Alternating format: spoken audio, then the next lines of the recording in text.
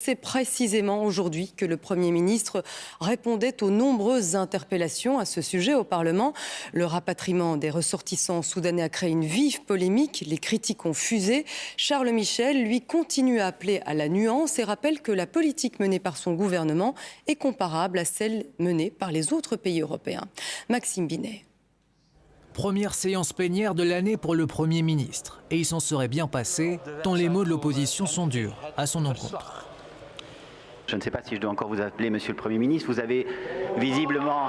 Mais oui, mais évidemment, il a choisi une fuite en avant. Pas un mot pour recadrer son secrétaire d'État. Dat de stijl van uw staatssecretaris-premier de onze niet is.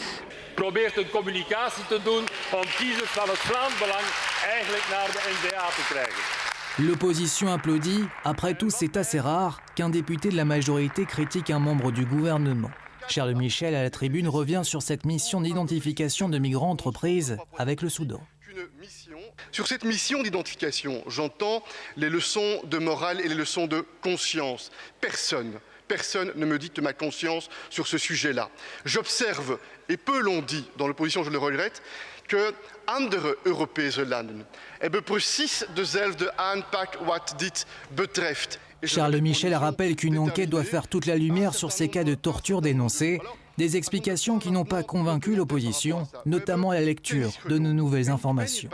On a pu contacter un Soudanais qui a été expulsé à la novembre. De retour au pays, il a été menacé. Ce monsieur se dit en danger. Une réaction par rapport à cela? Ça confirme évidemment nos craintes. Ce que l'on dénonce depuis des semaines, tant ici en séance plénière qu'en commission, c'est que les Soudanais qui sont réexpulsés vers le Soudan courent un danger. On sait quel est le régime au Soudan. On peut pas... C'est comme si on demandait aussi au président syrien d'envoyer ses sbires en Belgique pour identifier les candidats réfugiés syriens sur notre territoire. Et la Belgique a accepté de prendre un risque, de renvoyer une personne qui allait peut-être être soumise à des mauvais traitements. Sans surprise, cette séance plénière très attendue a été très animée. Et ces débats entendus à la Chambre risquent de laisser des traces. Et je vous propose de rejoindre devant le Parlement fédéral Tidiem Quach qui a suivi ce débat à la Chambre pour nous. Alors Tidiem, une des conséquences, c'est que Charles Michel demande une entrevue avec Theo Franken.